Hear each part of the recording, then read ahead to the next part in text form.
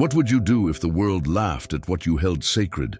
If the badge meant to protect became the weapon that cuts deepest? Earl Mason, 74 years old.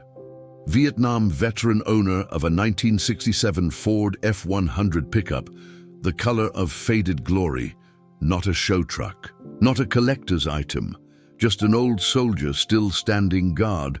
Earl drives his truck every Thursday, 5 miles under the speed limit to the Veterans Memorial Garden, where he tends the roses planted for fallen friends. The truck's engine coughs, like an old man clearing his throat. Its rusted fenders creak with stories, dents and scratches medals of a different kind. This morning, frost coats the memorial's granite faces, Earl's breath clouds as he works.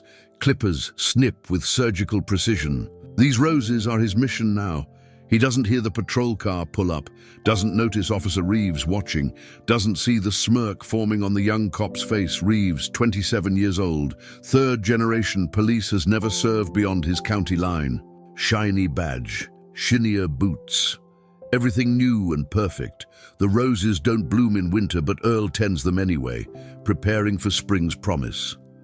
While behind him, Reeves takes out his phone, snaps a picture of Earl's truck. The caption comes easy. Shouldn't this be in a junkyard instead of our streets? Does road hazard? The post spreads through the department's unofficial chat, then to local groups, then beyond. Earl doesn't know about viral, doesn't have accounts or followers, doesn't see how quickly cruelty multiplies. At the diner 2 blocks from the garden, Earl sips black coffee. The waitress Marlene slides him extra toast, doesn't charge. You hear about that post going around? She asks.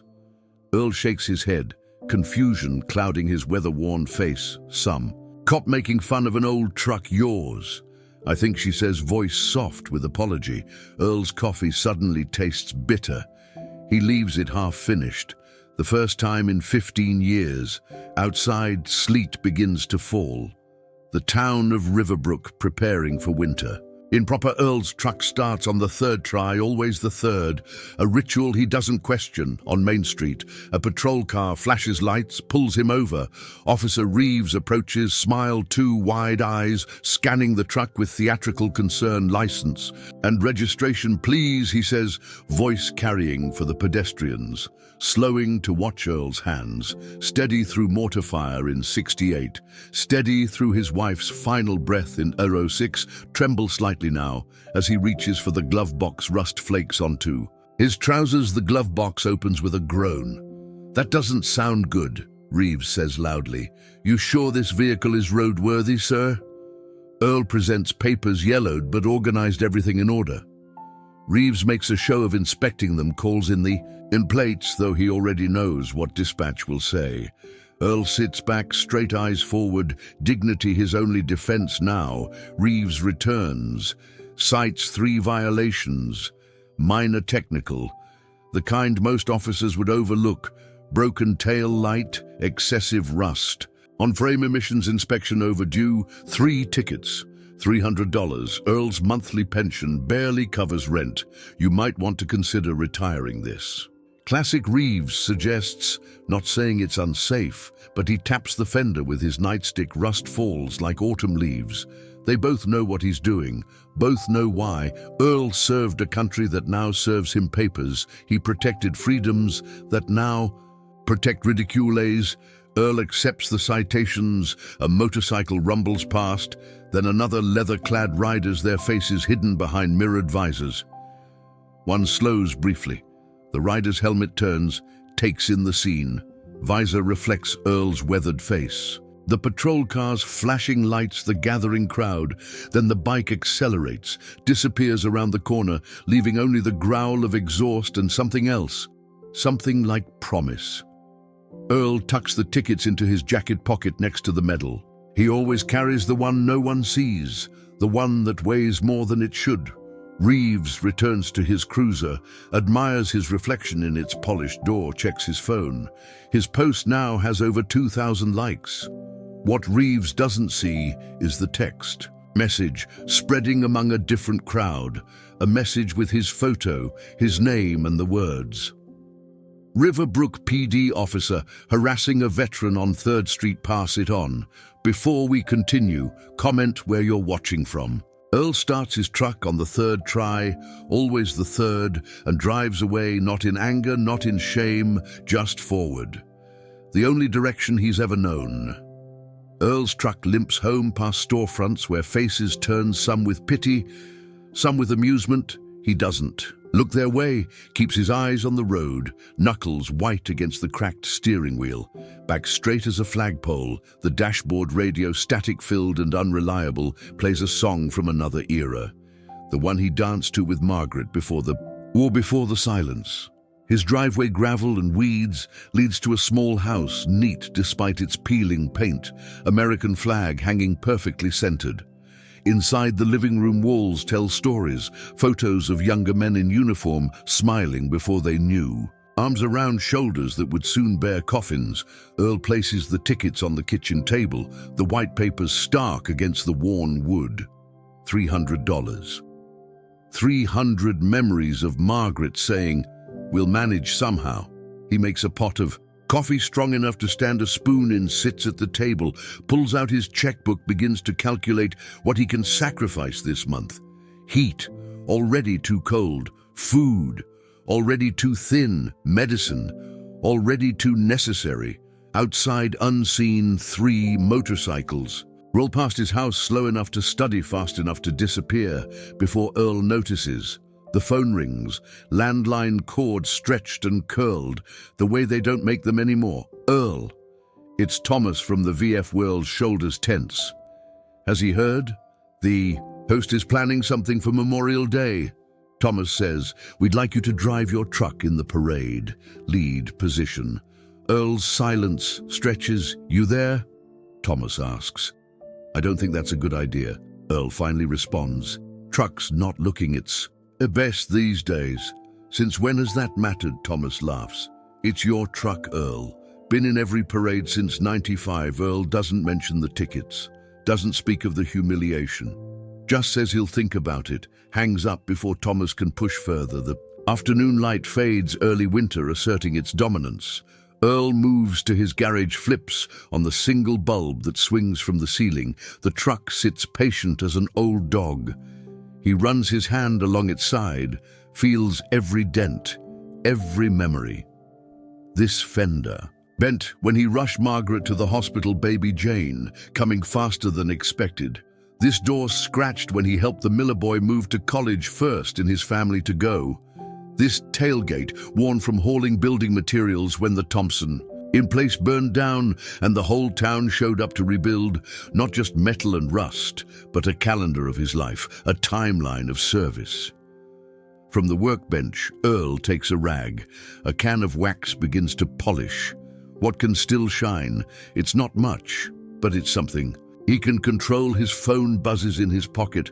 A text from Jane, his daughter living 3 states away. "Dad, are you okay? Seeing some stuff online about your truck." Earl stares at the message, doesn't know how to respond, doesn't understand how his humiliation traveled so far so fast. "I'm fine," he types with one finger. Nothing to worry about. But as he puts the phone away, it buzzes again. Then again. Other veterans, neighbors, people he hasn't heard from in years. They've all seen it. All know. Earl turns off the phone, returns to his polishing, harder now, as if he could buff away the shame. Night falls completely. Earl doesn't notice, keeps working, hands raw, back aching. Knock at the garage door startles him from his trance. "Earl?" A familiar voice. Marcus, the high school auto shop teacher, 30 years Earl's junior, stands in the doorway holding a paper bag. "Brought you some dinner," Marcus says. "Marlene at the diner said, you left without eating." Earl nods, doesn't speak, returns to his polishing. Marcus sets the bag down, watches Earl's methodical movements, the way his hands shake slightly, then steady against the truck's body. "I heard what happened," Marcus finally says. Earl doesn't look up, just nods once. "It's bullshit," Marcus continues. "That officer Reeves, he's been trouble since he transferred here." Still, Earl says nothing. The rag moves in circles over and over, the same spot already as clean as it will get. Marcus steps. Closer, rests a hand on the truck's hood. "I could help you fix her up," he offers. "Get her running smoother. Take care of those tickets." Earl stops, looks up, pride warring with necessity. "I don't need charity," he says, voice rough from disuse. "Not charity." Marcus replies, "Payment. For when you taught my boy to fish, when you showed up to his graduation, when his own grandfather couldn't be bothered." Earl remembers the boy, skinny and nervous now, a Marine stationed overseas. Another generation, same sacrifice. Before Earl can respond, his phone buzzes again. He ignores it, but Marcus's phone chimes too. Then again, "What now?" Earl asks. Marcus checks his screen expression, shifting from curiosity to surprise. "It's about that officer Reeves." Marcus says, "Someone posted his body cam footage, shows the whole thing, him laughing before he pulled you over, calling in your plates before he even had cause." Earl's stomach tightens. Public shame spreading now in both directions. "Who would do that?" he asks. Marcus scrolls through his phone. "There's more," he says. "They're organizing something, the Broken Chains. You know them?" Earl shakes his head. "Motorcycle club veterans. Mostly they do charity rides, support deployed families." Marcus explains. "What are they doing?" Earl asks, a voice thin with dread. Marcus looks up, meets Earl's eyes. "They're coming here tomorrow, all of them." Earl sinks onto a nearby stool, weariness washing over him. "I don't want trouble," he says. "Just want to be left alone." Marcus puts his phone away, moves to the workbench, picks up another rag, begins to polish the passenger door. "You've been alone enough, I think," he says quietly. The two men work in silence, the only sound, the soft cloth against metal and the occasional passing car. No one slowing, no one. Seeing two men tending to more than a truck in the dim light of a single bulb. What Earl doesn't see, what he can't know, is the small metal box tucked beneath Marcus's seat at the high school, waiting a legacy wrapped in oilcloth that will change everything.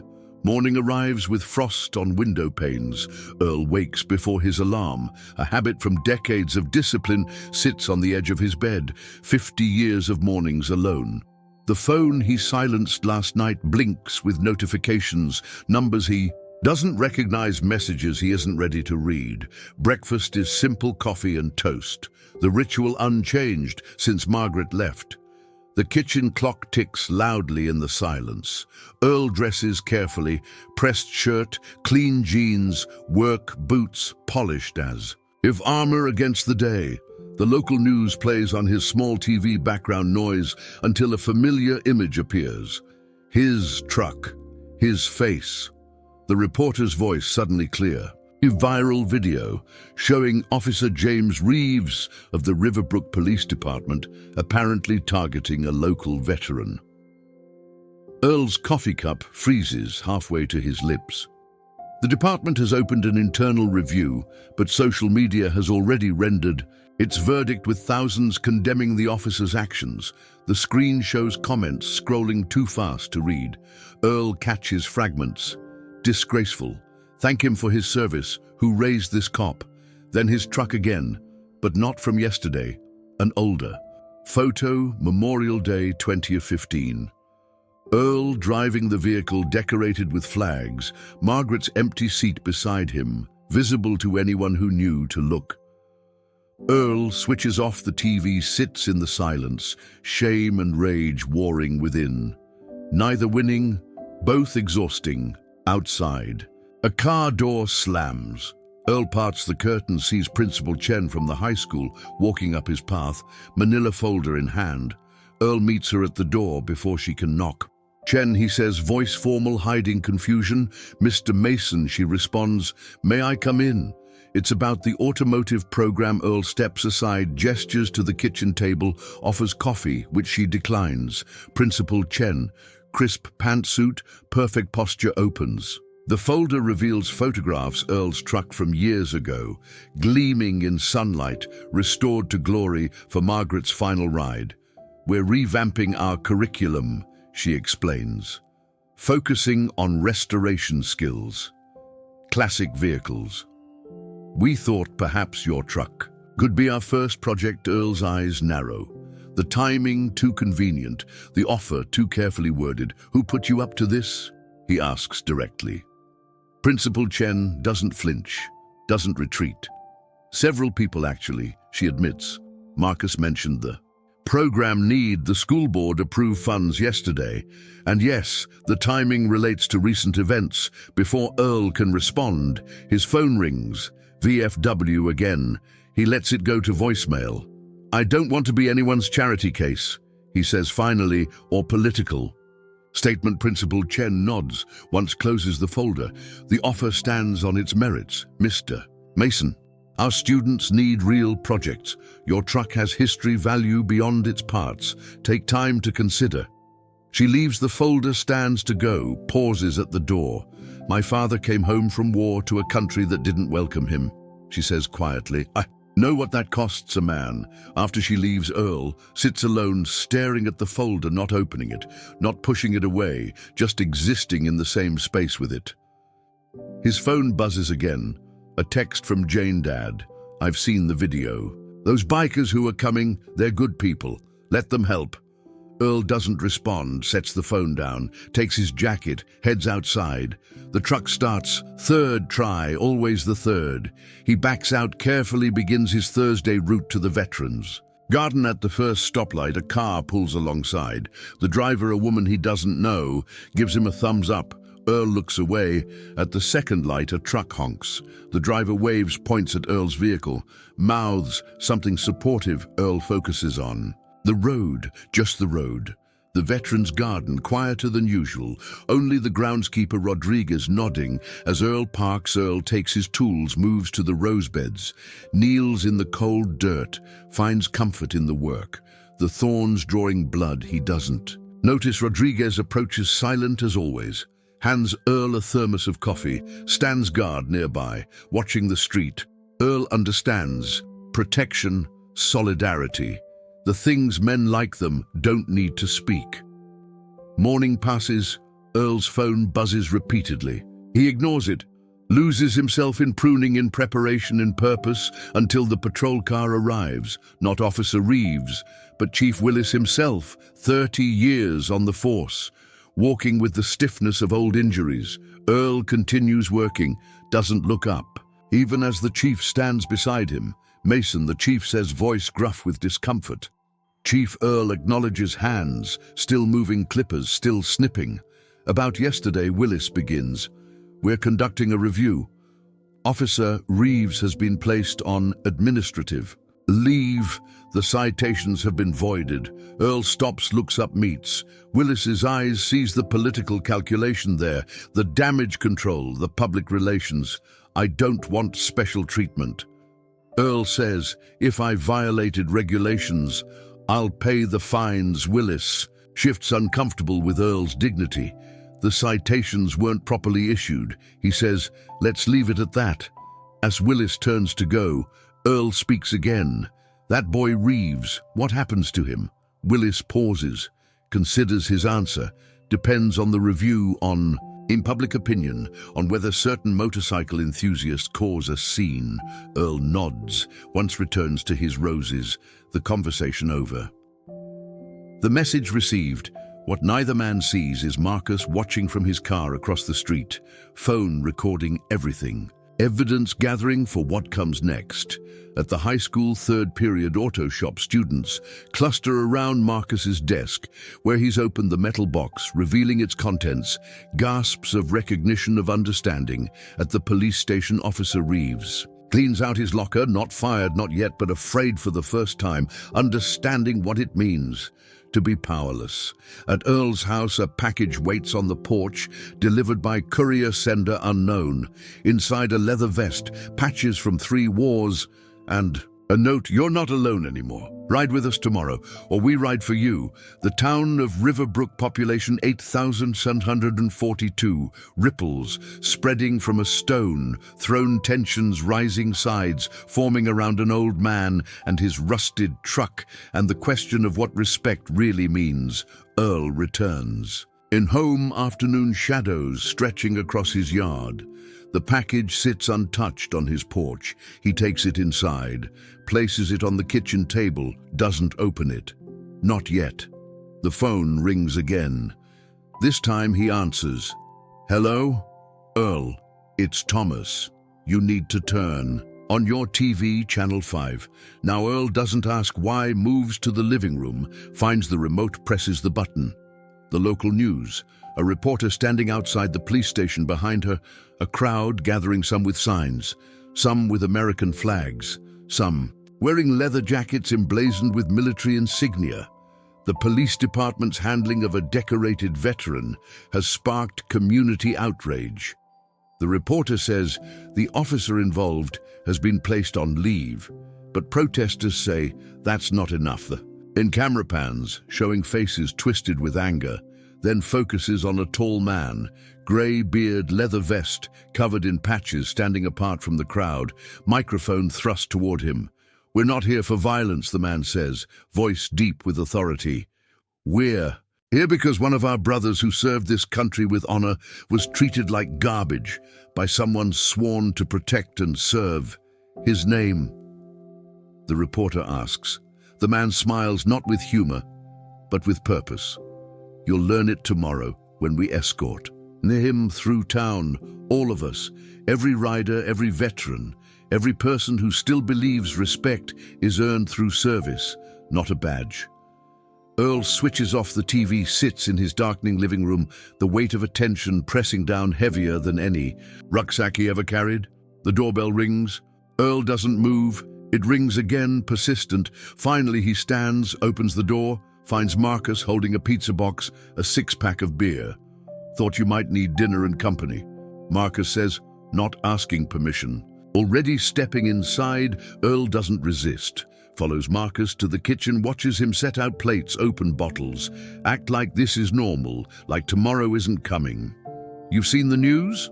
Marcus asks, placing a slice before Earl. Earl nods.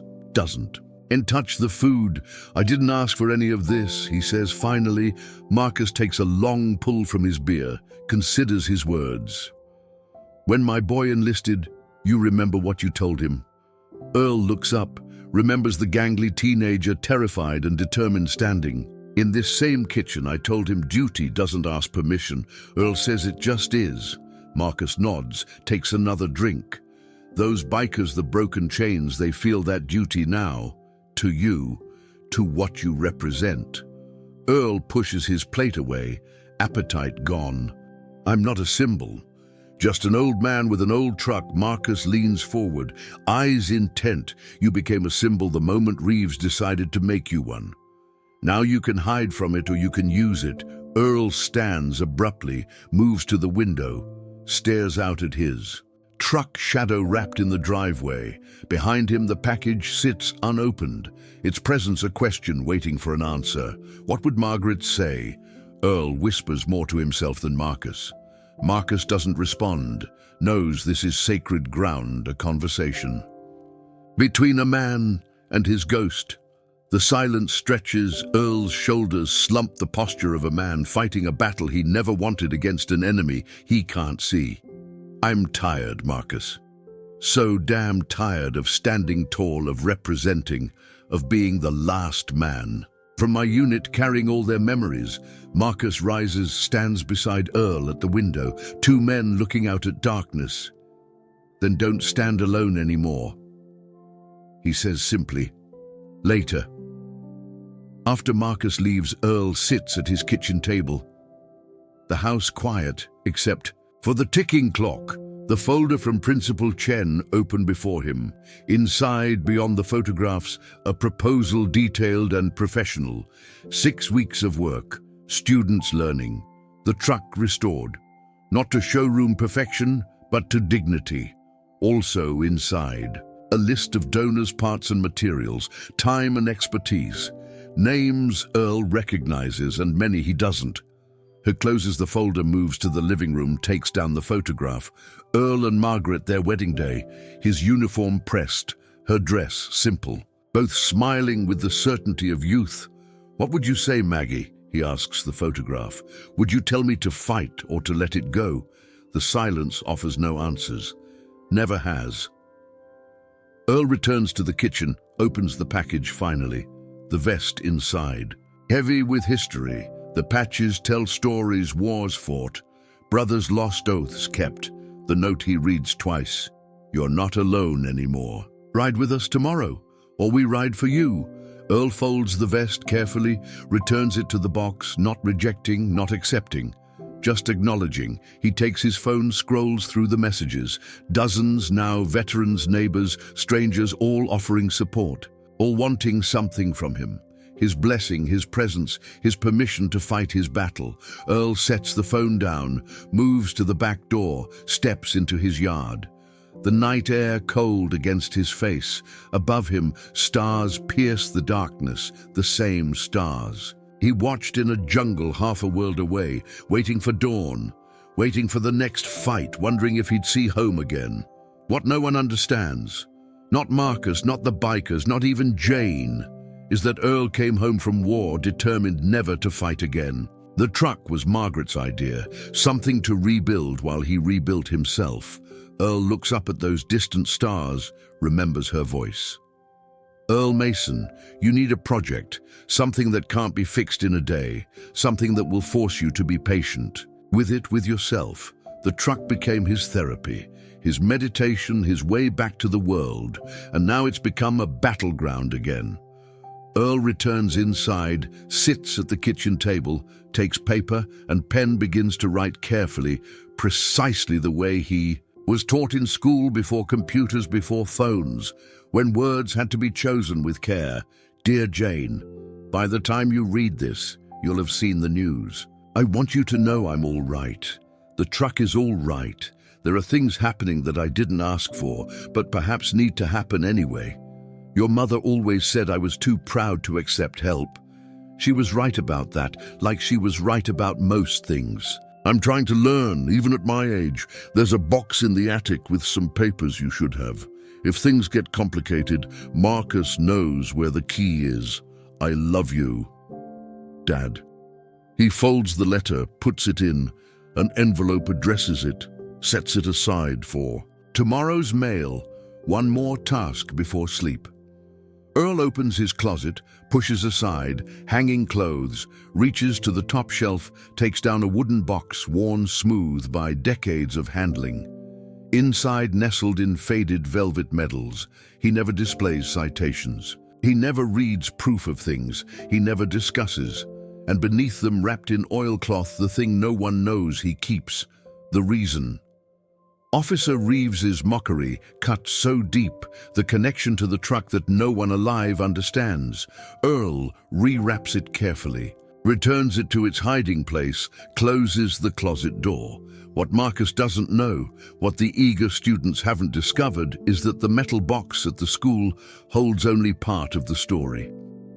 The rest waits here in Earl's closet, in Earl's memory, in Earl's silence. And tomorrow, when the bikers come, when the town takes sides, when the cameras record everything, Earl will have to decide whether some silences are worth breaking. Morning arrives with the rumble of distant thunder, or perhaps motorcycles. Earl can't be sure. He rises, performs his routine shower, shave, coffee, the discipline of decades unchanged by circumstance. The letter to Jane he places in his pocket, intending to mail it later. If later comes, the vest remains in its box, a question, still unanswered. Earl's phone, silenced overnight, shows 37 missed calls, 62 text messages.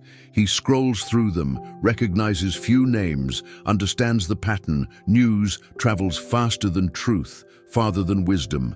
Outside his truck waits, impatient as always. Earl approaches it, runs his hand along the hood, feels the cool metal, the imperfections, the history. Inside his house, the phone rings, landline this time. Earl returns answers. Mason residence, he says, formal as always. Earl, it's Marcus. You need to know something. Can you come to the school? Auto shop. Now before first period, Earl hears urgency, doesn't question, agrees, hangs up. The drive to Riverbrook High, 5 minutes, normally takes 15 today. Earl notices people watching, pointing. Some waving, some taking pictures with phones. The school parking lot nearly empty this early. Only Marcus's truck and Principal Chen's sedan. Earl parks, enters through the shop entrance, finds Marcus pacing, Chen standing nearby. Both turn as he enters. Earl. Marcus says, voice tight with excitement, "We found something. When we were cataloging parts for the restoration," he gestures to a workbench where the metal box sits open. Contents spread out. Earl approaches, slowly recognizes immediately what they've discovered. Service records, original for a 1967 Ford F100 VIN, matching his truck. But the name on the ownership papers, not Earl Mason Robert Chen, U.S. Army specialist killed in action.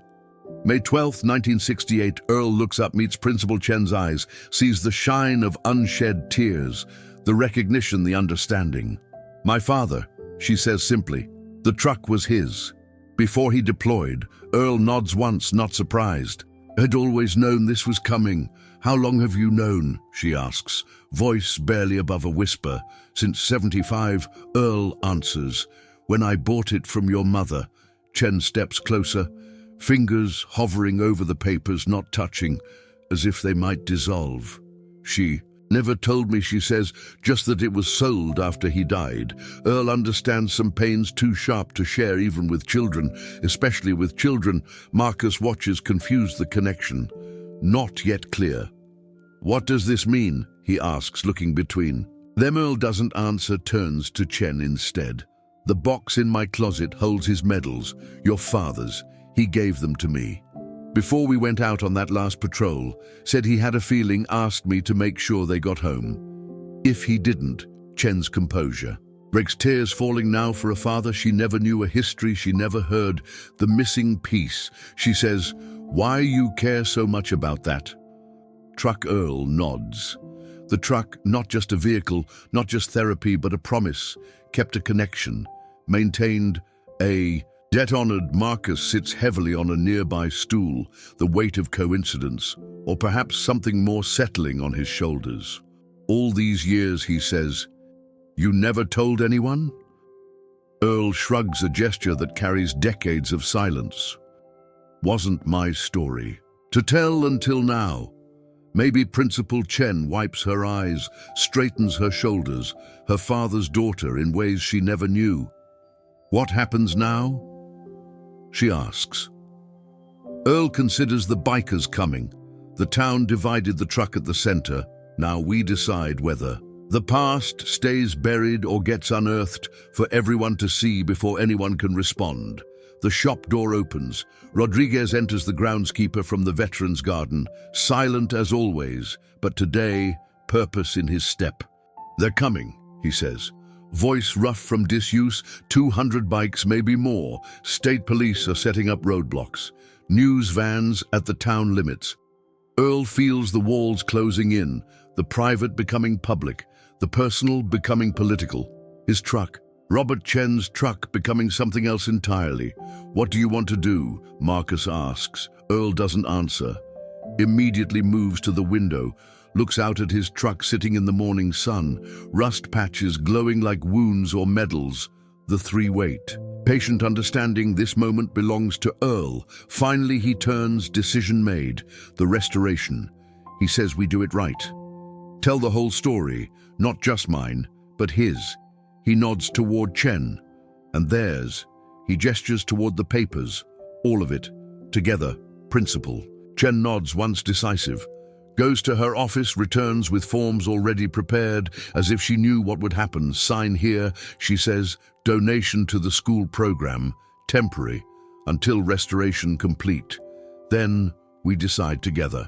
What happens next? Earl takes the pen, signs his name, feels a weight lifting, not completely, but enough. Marcus pulls out his phone, begins typing rapidly. Messages to students, to colleagues, to contacts. We can move it inside now, he says, before the crowd arrives. Start documenting.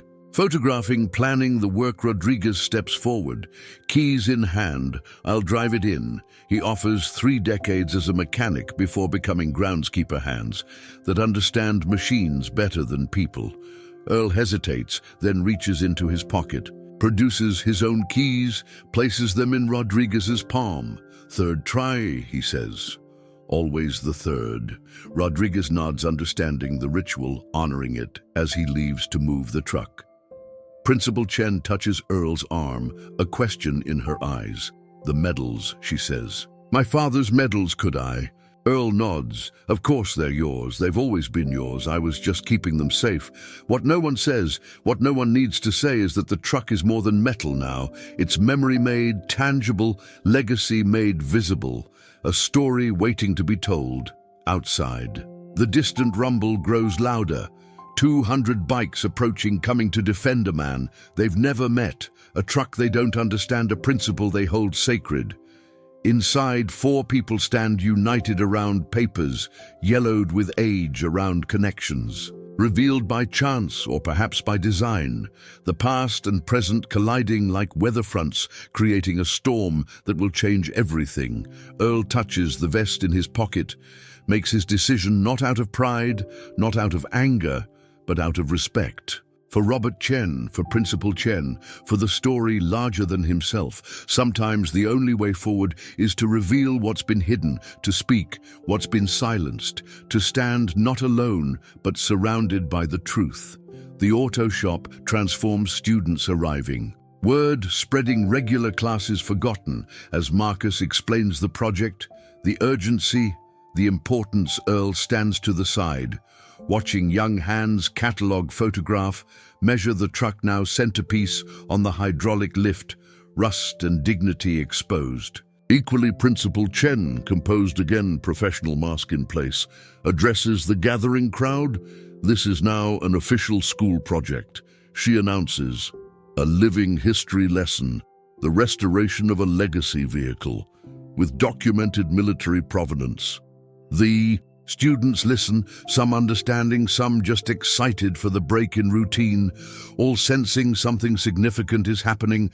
Outside, the sound grows, motorcycle engines, police sirens, media vans, the circus. Arriving, Marcus's phone buzzes constantly. Updates from friends downtown. The bikers have arrived. 200-strong American flags mounted on their bikes, forming a procession down Main Street. They're looking for you, he tells Earl, showing him footage, leather-clad riders moving in formation. Impurpose in their posture, Earl nods, once turns to Chen. I need to address them, he says. Tell them what's happening. Before this gets out of hand, Chen hesitates, protective of her school, her students, her newly discovered connection. The gymnasium, she decides. We can set up there. Controlled environment, limited access. I'll contact the press office.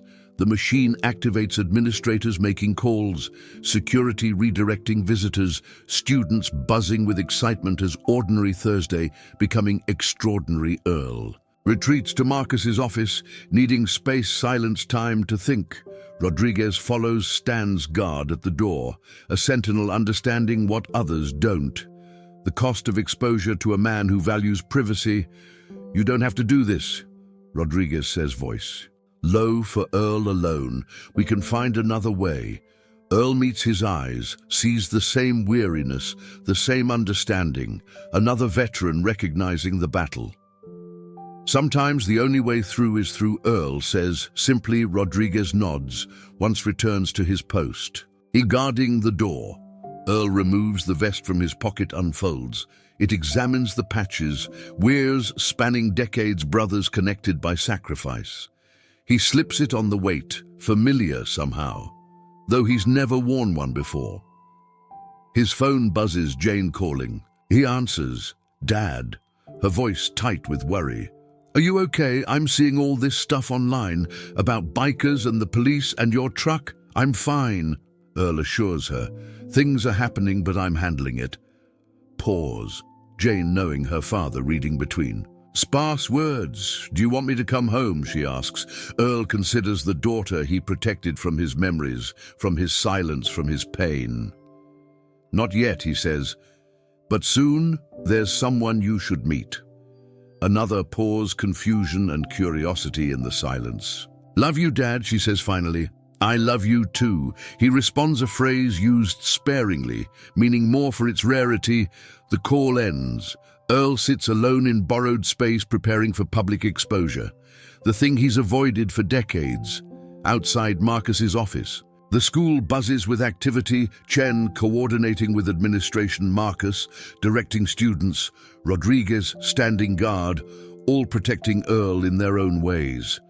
A knock at the door. Principal Chen enters, composed but tense. They're here, she says. The gymnasium is ready. Media has been limited. 2 cameras only, local affiliates. The bikers have representatives waiting. And she hesitates. Officer Reeves is requesting to attend. Earl looks up sharply. Why? He asks, voice hard with rare anger. Chen shakes. Her head doesn't know, is only passing the message. Your decision, she says. Your moment. Earl considers the young officer the mockery, the cascade of consequences unintended by all. Let him come. Earl decides. This isn't about punishment. It's about understanding Chen. Nods, respecting his choice, leaves to make arrangements. Earl stands, straightens the vest, checks his reflection in the office window, sees a stranger older than he feels, younger than he is, a man becoming myth against his will. The walk to the gymnasium. Long corridors, students watching from classrooms, whispering as he passes Marcus beside him. Chen ahead, Rodriguez behind, a procession of purpose. The gymnasium doors, heavy metal, institutional green, open to reveal a space transformed, chairs arranged. In rows, media positioned at the back, at the center, a makeshift stage, a podium with microphones. And behind it, projected on the wall, photographs, the truck in its prime 1967, gleaming with possibility. Beside it, Robert Chen in uniform, smiling with youth's confidence, unaware of what awaits. Earl stops, breath catching. The private, made public history exposed. Chen touches his arm. Gentle support, her own shock-masked professional composure, protecting personal pain. The room falls silent as Earl approaches. The stage, all eyes watching, phones recording, history happening. At the front row, leather-clad men and women stand, patches identifying them, veterans of 3 wars. The Broken Chains Motorcycle Club, their leader, the grey-bearded man from the news. Steps forward, hand extended, James Harmon, Vietnam, 1st Cavalry. He introduces himself, honor to meet you. Sir Earl takes his hand, recognition passing between the men who've seen the same horrors, carried the same burdens, kept the same silences behind. Them Officer Reeves sits, uniform pressed, face pale, eyes downcast, a man, understanding too late the depth of his mistake. Principal Chen approaches the podium, voice steady as she addresses the crowd. Thank you all for coming. Today was meant to be an ordinary school day.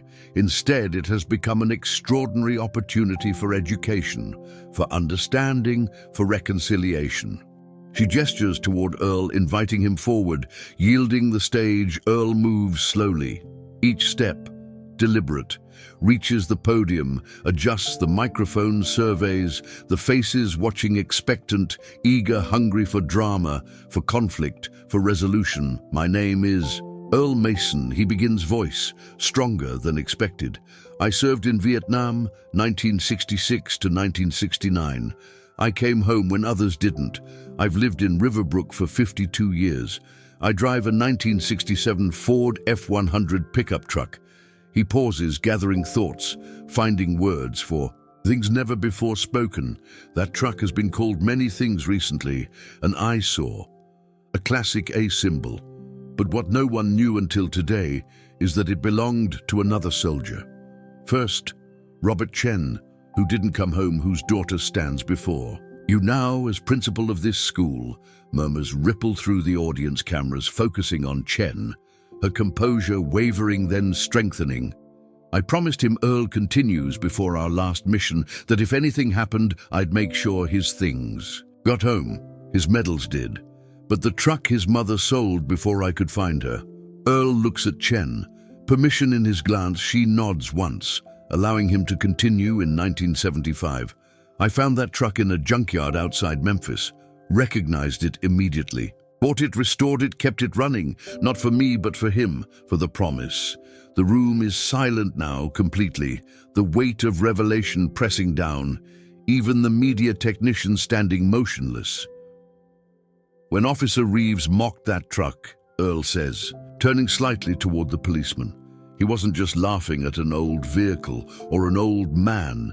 He was unknowingly disrespecting a fallen soldier's legacy, a family's history, a promise kept for 50 years. Reeves looks up, meets Earl's eyes, understanding. Dawning shame, evident. The Broken Chains leader stands, moves toward the stage, stops at the bottom step. Respect in his posture. We came here ready for battle, he says, voice carrying. But this isn't about anger anymore. It's about honor, about remembering, about understanding. Earl nods, grateful for the support. The understanding, the Brotherhood principal Chen joins him at the podium. Her presence a statement, her voice steady as she speaks. The truck will remain here at the school.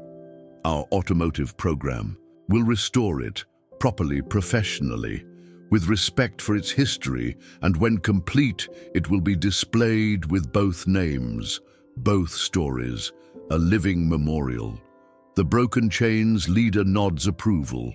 Evident turns to his members a silent communication. In passing, the battle averted, the mission changed. Officer Reeves rises, approaches the stage, stops at a respectful distance, removes his hat, head bowed. I want to apologize publicly, he says, voice carrying in the silence. I didn't know, but that's no excuse. I failed to show respect to you, to your service, to your friend's memory. I'm sorry. Earl studies him, sees youth, ignorance, but not malice. Nods once, accepting without words. What no one expected. What changes? Everything is what happens next. Principal. Chen, composed and professional, steps forward, addresses Reeves directly. My father died before I was born. I never knew him, except through stories, through photographs, through his medals. She pauses, steadies herself. That truck is the only thing of his that still exists in this world, the only thing he touched that I can touch. Now I learn. It has been protected, preserved, kept alive by the man who served with him, who made a promise and kept it for 50 years. She looks at Earl, then back at Reeves. That Officer Reeves is what respect looks like. The gymnasium erupts applause, thundering bikers on their feet, students cheering, media capturing everything. Earl stands still at the center, not seeking acclaim, not wanting attention. A private man on a public stage, a keeper of promises, now keeper of legacy. What he doesn't say, what he keeps silent still, is how the truck saved him too. Gave purpose when he had none, connection when he felt adrift, meaning when nothing made sense. Some truths remain private. Even in moments of revelation, Earl looks out at faces moved by emotion, at history being written, at a story larger than himself, and accepts finally that some silences need breaking for healing to begin. Before we continue, comment where you're watching from. After the gymnasium, after the speeches, after the cameras stop rolling, Earl retreats to the auto shop, seeking familiar ground metal and tools. Things that make sense. The Broken Chains follow a respectful distance, not crowding, understanding, of veterans. Need for space for processing. James Harmon, their leader, stands beside Earl. Both men watching students begin preliminary work, cataloging parts, documenting damage, planning restoration. This is good. Harmon says, voice low for Earl alone. The kids learning. The history preserved, Earl nods, words unnecessary between men who understand the importance of legacy. Principal Chen joins them, composed again, though her eyes reveal emotional exhaustion.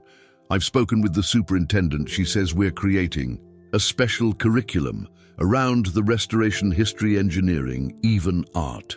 The full story documented and shared. Earl listens, processing how quickly his private mission has become community purpose.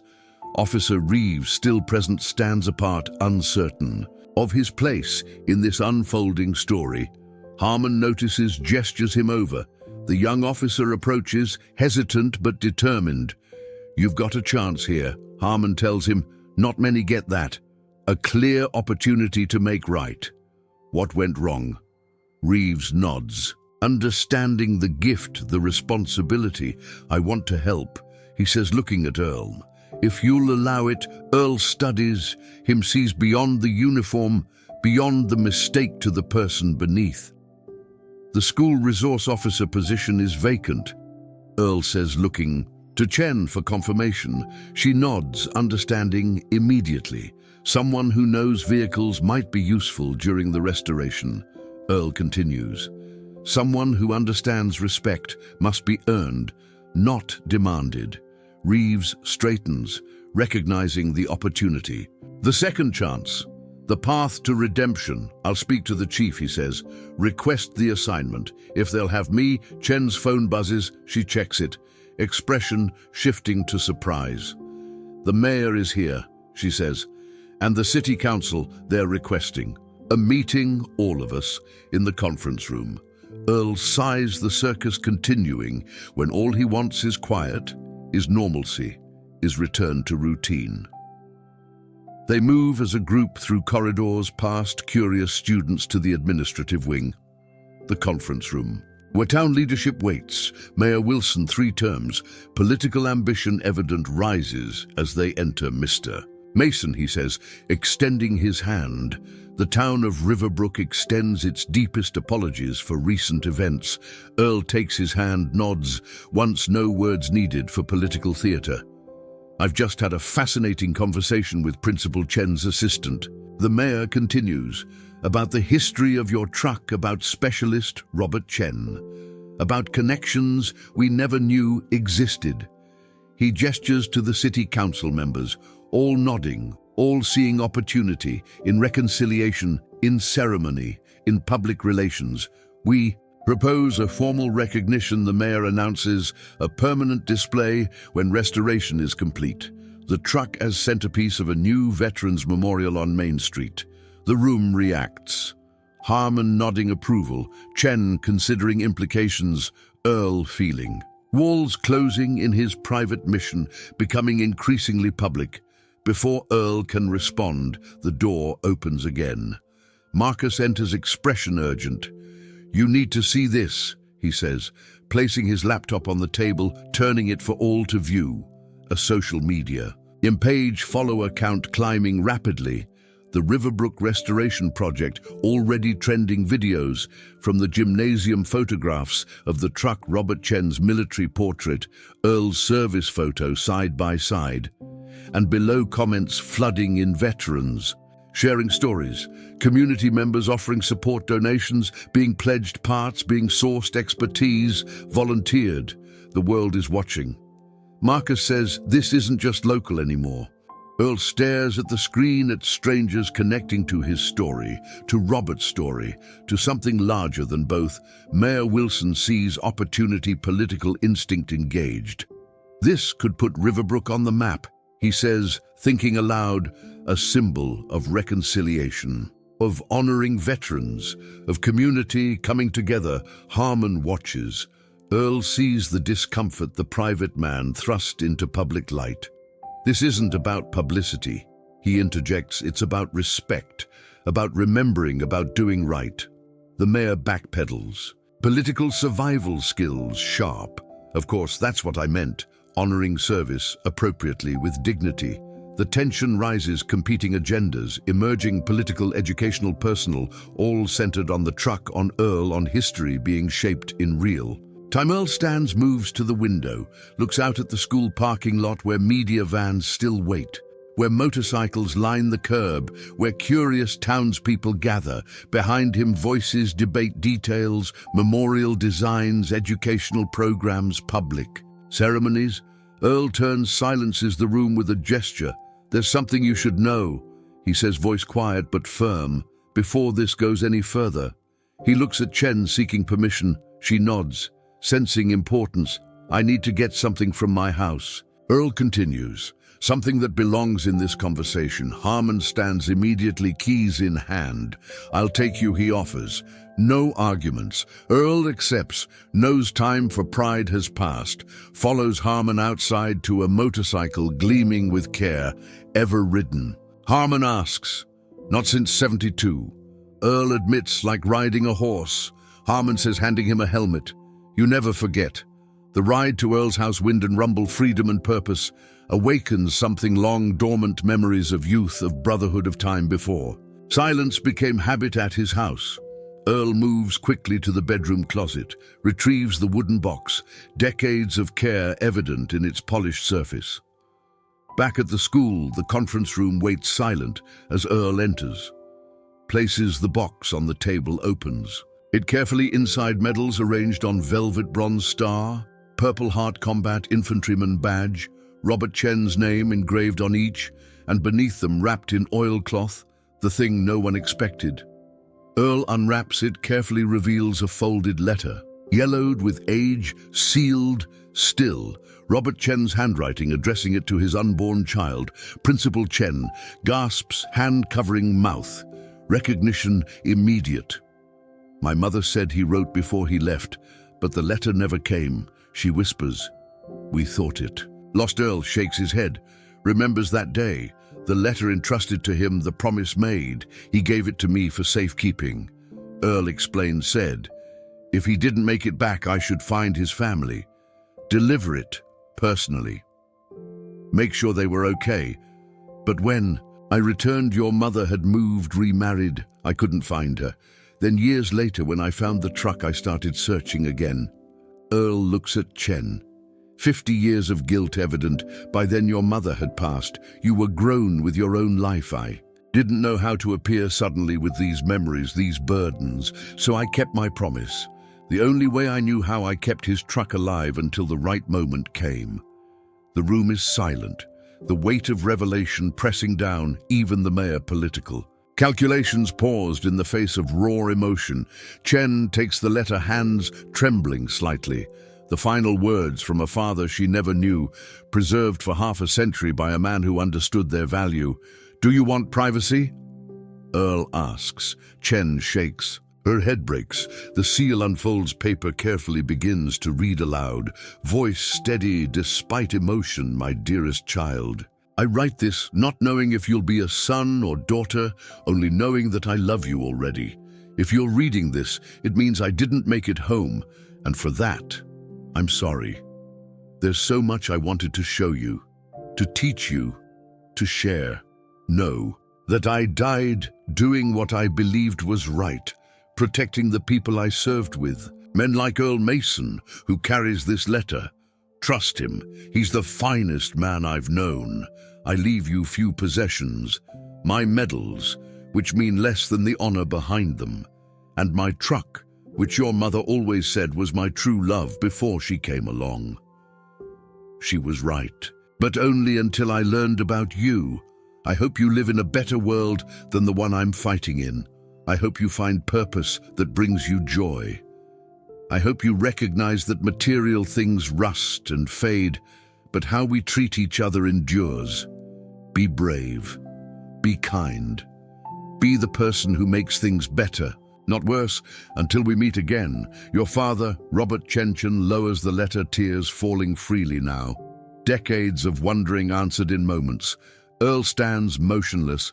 Mission finally complete. Promise finally fulfilled. Burden finally lifted. Harmon breaks the silence, addresses the room. This, he says, voice rough with emotion. This is why we ride, why we fought, why we remember. Not for parades, not for memorials, but for moments like this, when the past connects to the present, when sacrifice becomes tangible. When service finds meaning, even Mayor Wilson, political ambition, temporarily forgotten, wipes moisture from his eyes. The truck, Chen says, finally looking at Earl. It was never just a vehicle. It was your way of keeping him alive. Of keeping. Your promise, all these years. Earl nods, one words unnecessary. And Officer Reeves, she continues, turning to the young policeman. When he mocked that truck, he wasn't just disrespecting metal, but this connection, this promise, this legacy. Reeves stands, straighter, understanding fully now the depth of his mistake, the opportunity in making amends. The restoration will continue. Chen decides voice finding strength, but with new purpose. Not just to fix what's broken, but to honor what's whole. The friendship, the promise, the legacy. She carefully refolds the letter, returns it to Earl. This belongs in the memorial, she says, if you're willing. The final piece of a story, 50 years in telling. Earl considers the private made public, the burden becoming blessing. Nods his agreement. What happens next surprises everyone.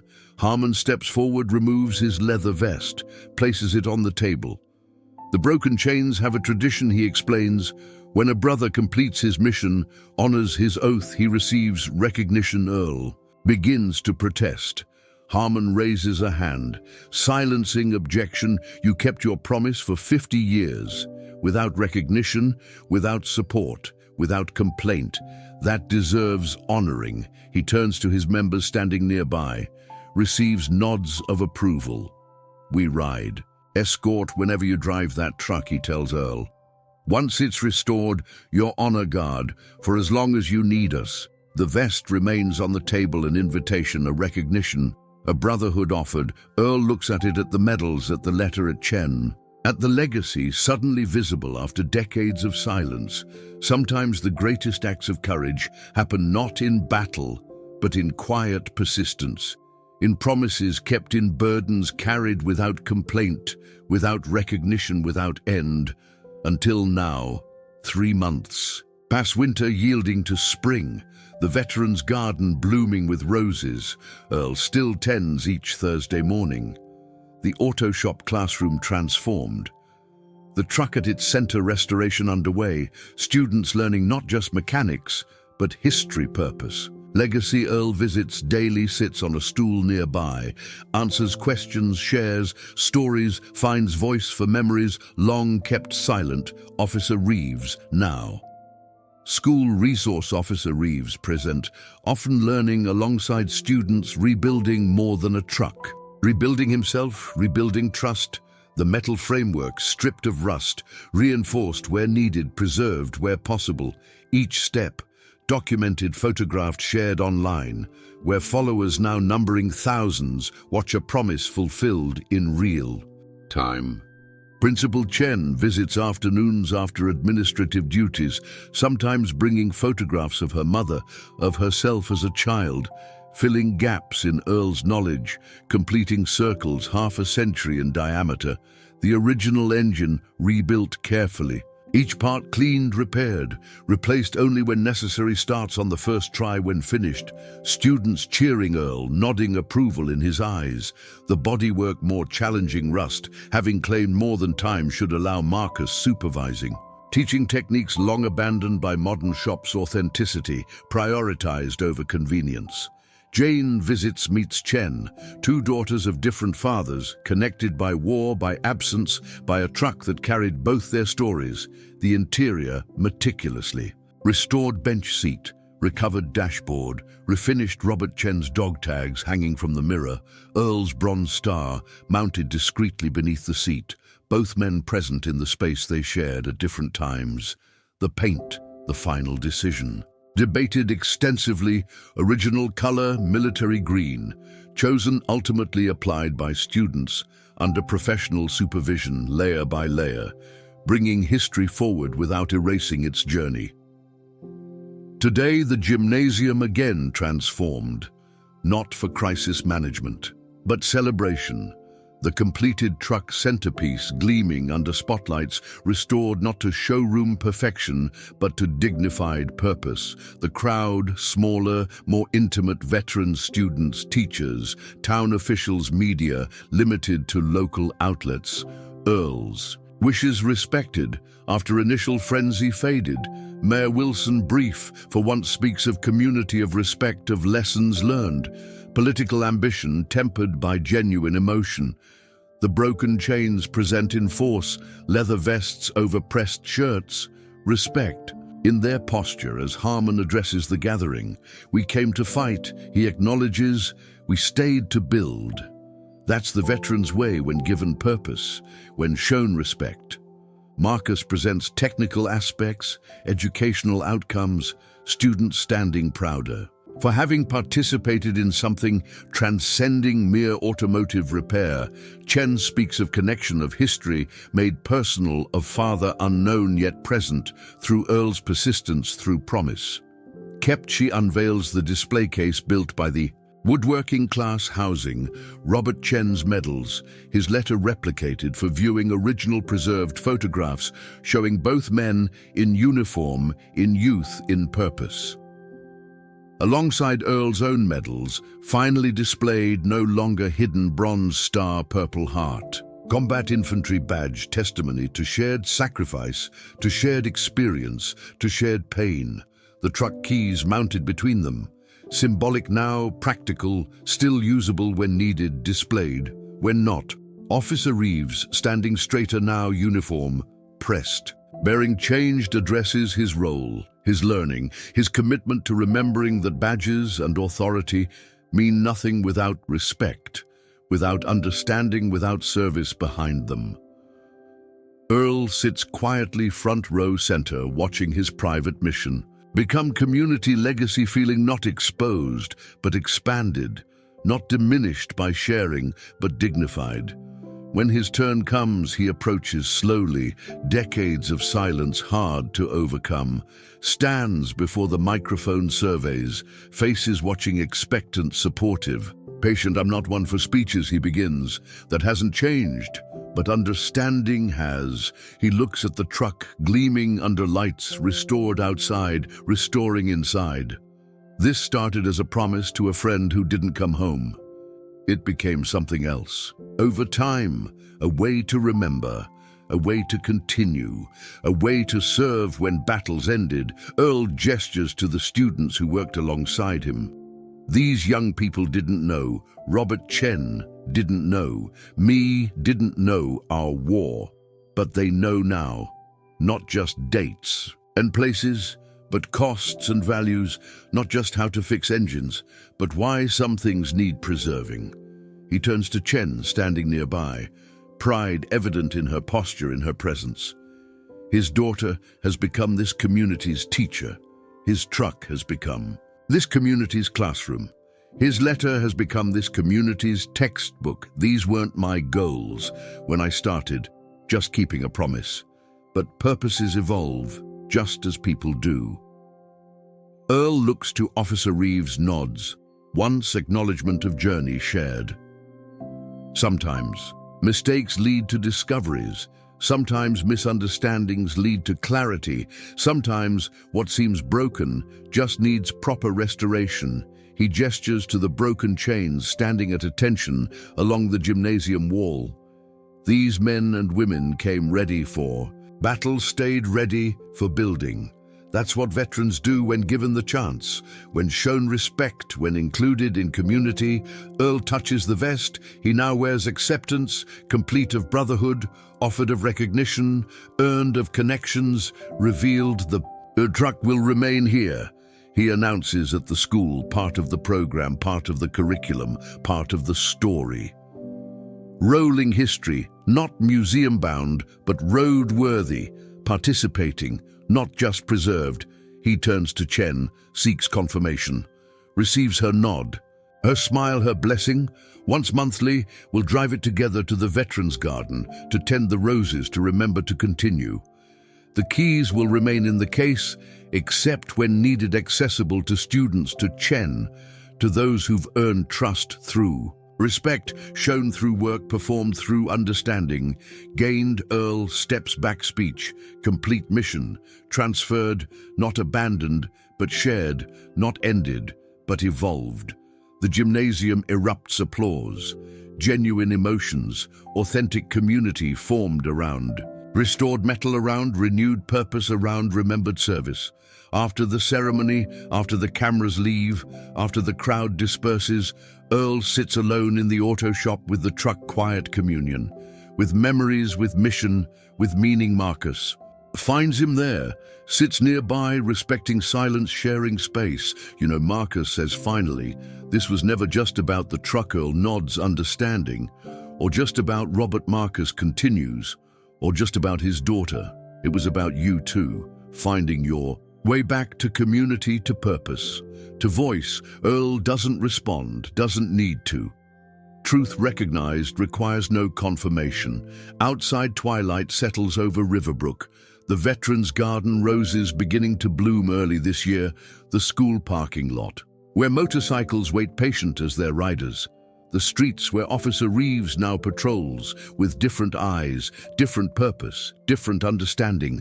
Inside the auto shop, the truck gleams, not with showroom perfection, but with dignity restored. With purpose renewed, with promise. Fulfilled on its dashboard, a small plaque, simple inscription, 2 names, 2 dates, 1 vehicle, connected by service, by sacrifice, by silence, broken only. When ready, Earl rises, touches the hood. Once more feels the cool. Metal, the perfect paint, the warmth beneath of engines, run of promises kept, of legacies continued. He moves toward the door. Marcus, beside him, steps into evening air, where Harmon waits. Motorcycle idling, ready to go home? Harmon asks. Earl nods. Takes. The offered helmet, mounts behind his brother in arms, 50 years separate from the last time he rode with such trust. As they pull away, Earl looks back at the school, at the shop, at the truck visible through windows, at the case mounted nearby, displaying keys, medals, letter, photographs, not endings but beginnings, not memorials but monuments, not to what was lost but to what continues. The motorcycle accelerates, wind against Earl's face, freedom in motion, brotherhood in journey, the road ahead, clear now, of obstacles, of doubt, of isolation.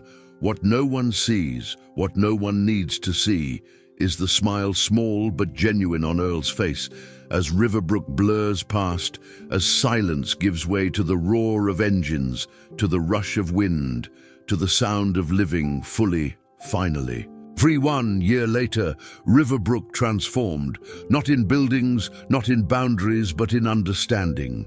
The Veterans Garden expanded, now twice its original size, roses blooming in orderly rows, each tagged with a name, a date, a memory preserved. The High School Auto Shop, renamed officially the Chen Mason Restoration Program. Applicants waiting in line for the chance to participate in something meaningful, something tangible, something lasting. Earl's house no longer silent. Thursday night dinners, tradition. Now Jane, visiting monthly Chen and her family, weekly Marcus and Rodriguez, regularly. The broken chains, stopping by, when rides bring them near. The table that held solitary meals, now surrounded by voices, by laughter, by community. The truck driven, as promised, once monthly from school to garden. Earl and Chen. Together, sometimes students accompanying, sometimes Officer Reeves escorting, sometimes the broken chains forming convoy, a procession marking calendar pages as regularly as sunrise today. Main Street closed, crowds lining sidewalks, the memorial dedication finally happening, after months of planning, after weeks of preparation, after years of waiting.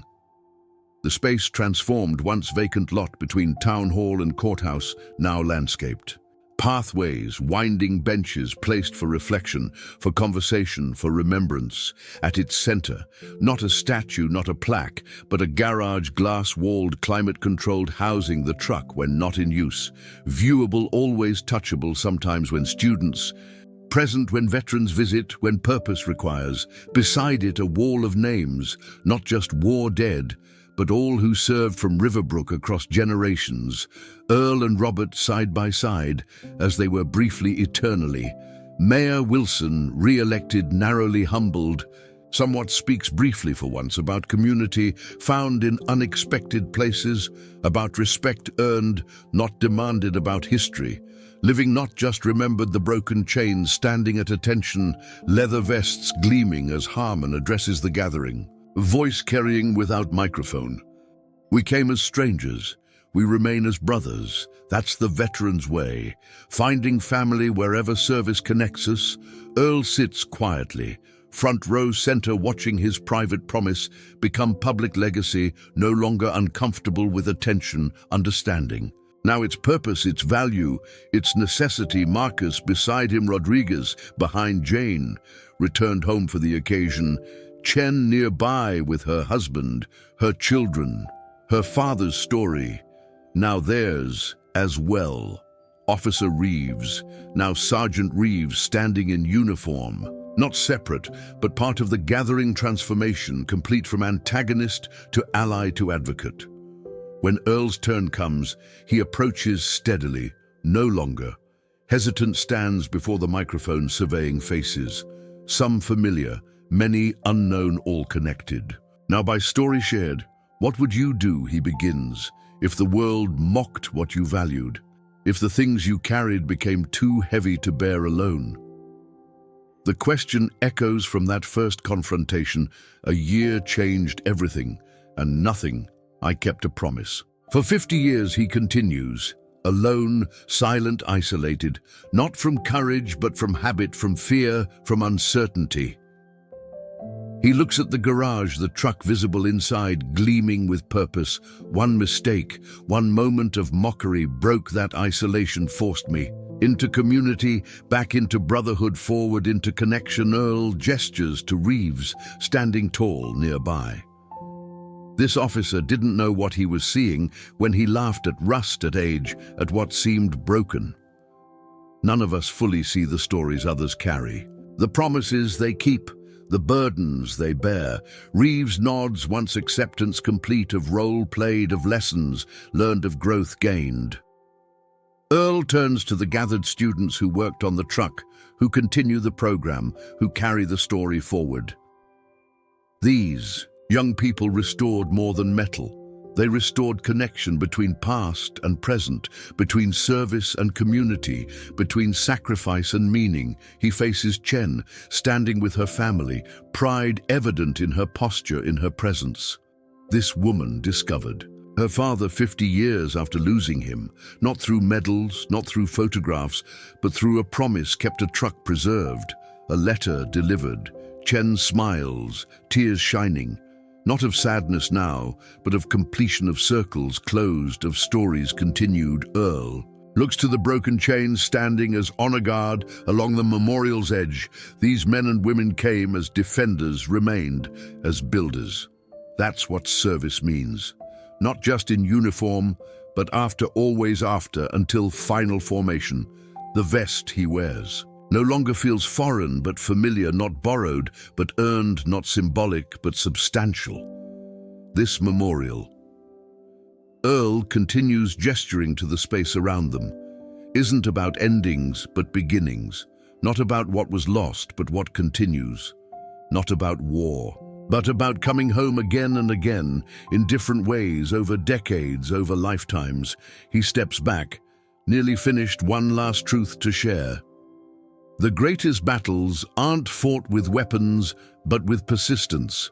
The greatest courage isn't shown in moments, but in years. The greatest service isn't in grand gestures, but in promises kept day after day, without recognition, without reward, without end. Earl looks out at faces, watching, understanding, dawning in expressions, in postures, in presence. What would you do if the world mocked what you valued? You would stand anyway, you would continue anyway, you would serve anyway, because dignity isn't given by others or taken by mockery. It grows from within, from promises, kept from service, rendered from burdens, carried not alone anymore, but together. The truck keys he holds up now, catching sunlight, symbol and tool, legacy and utility.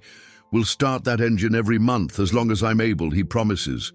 And when I'm not, others will continue. The program will continue. The story will continue. The service will continue. Earl steps away, speech, complete mission, transferred, not abandoned, but shared, not ended, but evolved.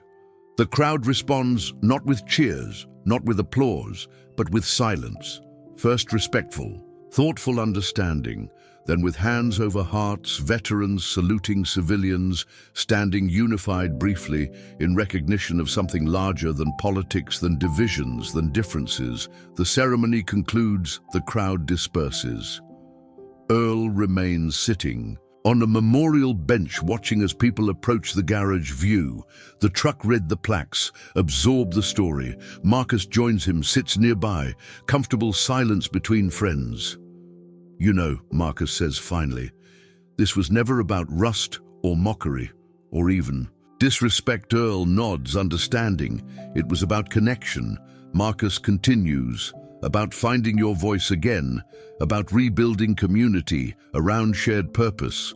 Earl doesn't respond verbally, doesn't need to. Truth recognized requires no confirmation. Jane approaches, sits on his other side, takes his hand weathered in hers, young only by comparison. "I'm proud of you, Dad," she says simply. Earl squeezes her fingers, words still difficult for some emotions, for some connections, for some truths. The three sit together, watching as Officer Reeves leads a group of cadets through the memorial, explaining not just facts, but meanings, not just history, but legacy, not just service, but purpose. The broken chains prepare to depart. Motorcycles lined at curb. Harmon approaches, offers hand to Earl. "We ride next week to the Capitol Veterans Advocacy event." He pauses, looking Earl in the eye. "We'd be honored if you'd join us." Earl considers briefly, nods agreement. Brotherhood accepted, isolation abandoned, purpose renewed. Chen joins them, final group forming around the bench, around Earl, around story, now shared. The program received statewide recognition, she informs them. Other schools implementing similar projects, the curriculum being adopted, the legacy expanding. Earl listens to plans forming, to future shaping, to purpose continuing beyond himself, beyond his promise, beyond his lifetime. The sun begins its descent, shadows lengthening across the memorial, across the town, across faces gathered. Earl stands, moves toward the garage, the others following, respectful distance, allowing this moment, this communion, this completion. The truck waits, patient, as always, restored not to perfection, but to dignity, to purpose, to service.